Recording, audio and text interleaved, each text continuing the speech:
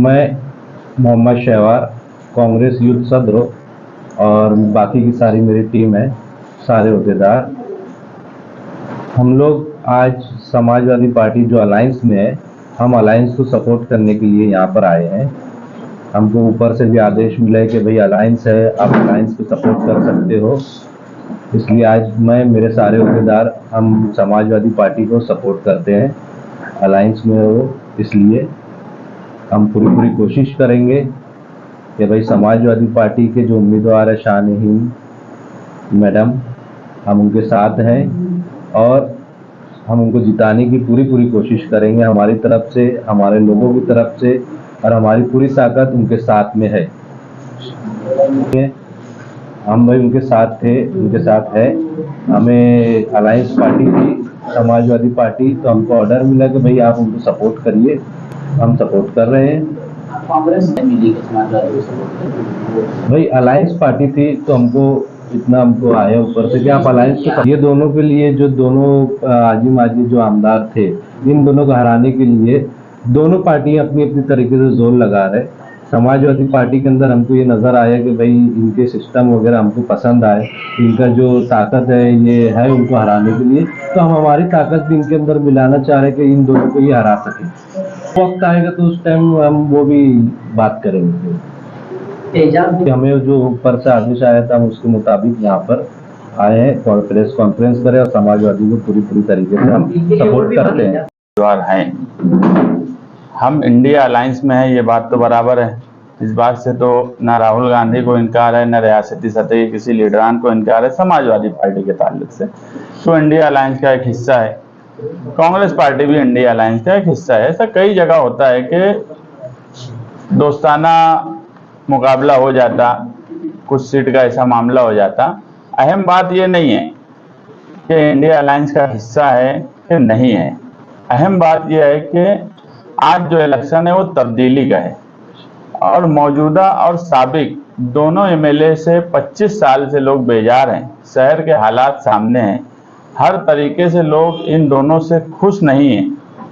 ऐसे वक्त में लोगों की नज़र ये है कि इनको कौन हरा सकता है, और आप देखेंगे कि शहर में शान हिंद एक ताकतवर उम्मीदवार है और ये एहसास शहरियान को हो चुका है कि इन दोनों को वो हरा सकती है और 23 तारीख को शहर को एक नया नुमाइंदा मिलेगा। और जो लोग ये दोनों को नहीं पसंद कर रहे हैं वो सबके सब हमसे जुड़ रहे हैं। आज शहर में ये बात बोली जा रही है कि यार सबसे मजबूत अगर कोई इलेक्शन लड़ रहा है 2024 असेंबली का, हाँ, यानी तीनों उम्मीदवारों में, तो सबसे मजबूत समाजवादी पार्टी इलेक्शन लड़ रही है और ये दिख भी रहा है। तो कहीं ना कहीं बदलाव का माहौल है और अलायंस के ताल्लुक से कोई बात ही नहीं है। अब कल जो लोग बोले वो क्यों बोले, क्या बोले, वो उनको मालूम। मगर मैं ये बात मानता हूँ कि मालेगांव शहर में समाजवादी पार्टी एक मजबूत तरीके से इलेक्शन लड़ रही है। इसीलिए मजहबी, दीनी, सियासी तमाम ही पार्टियाँ हमारी हिमायत कर रही है। हमारी आम आदमी पार्टी भी हिमायत की, हमको कम्युनिस्ट पार्टी भी हिमायत की, हमको इसी तरह दूसरी रिजवान भाई बैटरी वाले की और दूसरी मजहबी तंजीमें भी हमको हिमायत कर रही हैं। आप देखेंगे कि हिमायत का जो सिलसिला है ये शहर में सिर्फ समाजवादी के साथ ही क्यों जुड़ा है। कोई भी जो शहर में ऐसी तंजीमें हैं जिनका अपना एक असर और रसूख है, ये यूथ कांग्रेस की पूरी बॉडी है, इनका अपना कोई असर है, अपने अपने इनके लोगों का अपने अपने हलके में शहरी सतह पे एक नाम है, एक पहचान है, एक पार्टी से जुड़े हुए लोग थे। तंजीमी तौर पे तो कुछ काम भी समाजी सियासी किए हैं। तो इनको जब ये एहसास हुआ कि आज ये दोनों को समाजवादी हरा सकती है तो ये एक ताकत के साथ आना चाहते थे, ये एक ताकत के साथ आए। इसमें विषय अलायंस और ये सब है ही नहीं। एक बात समझ लो कि सर्दी का एहसास है हमको, ये मालूम है कि सर्दी अब आने वाली है। जो चीज होने ही वाली नहीं है, जो आने ही वाली नहीं है, उस पर मैं क्यों बात करूं। तुम मुझे बोलेंगे सर्दी के ताल्लुक से बात करो तो मैं बताऊंगा कि सर्दी कितनी बढ़ेंगी, क्या बढ़ेंगी। मगर जो चीज की कोई अहमियत ही नहीं है, जो होने वाली नहीं है, जो आने वाली नहीं है, उसके बारे में बात करना भी जरा मुनासिब नहीं है। मुफ्ती साहब दोनों बैठ जाए, तो बैठ जाएंगे क्या? अरे यार मैं क्या बोल रहा हूँ कि मैं बोलूंगा कि यार ये दोनों को आज इलेक्शन लड़ना नहीं चाहिए। 25 साल का मंजर देखकर, शहर के तामीर और तरक्की देखकर, तो ये दोनों को बैठ जाना चाहिए। तो वो बैठ जाएंगे क्या? तो अलायंस में लड़े या नहीं लड़े,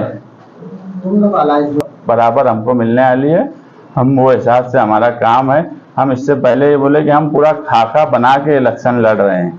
हमको ये भी मालूम है कि 20 तारीख को वोटिंग है, तो 19 तारीख को रात में 12 बजे क्या करना है, हमको ये भी मालूम है। एकदम हंसी वाली बात है। इल्ज़ाम वो लगा रहे जो खुद, ये बयान उनका खुद का था मौजूदा एमएलए का, कि मैं 2.5 साल यूपी सरकार के साथ रहा। यूपी सरकार के साथ मतलब बीजेपी के साथ। दूसरे एक उम्मीदवार है जो जग जाहिर है कि वो अजीत पवार के उम्मीदवार हैं।